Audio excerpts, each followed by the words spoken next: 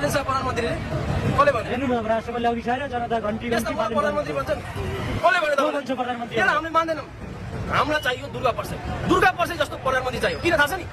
तपाईँलाई भनिदेऊ दुर्गा पर्साई भनेको एउटा लिडर मान्छे हो उसमा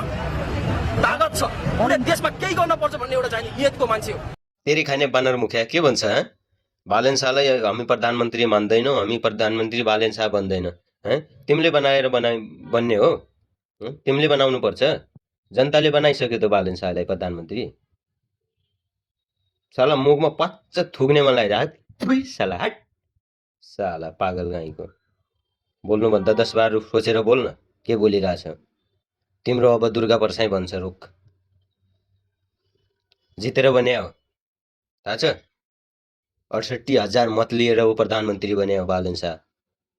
त्यतिकै बने होइन अरे कुरा गर्नुभन्दा पहिले 10 बार सोचेर कुरा गर के बोल्दैछौ के सोच्दैछौ तिमी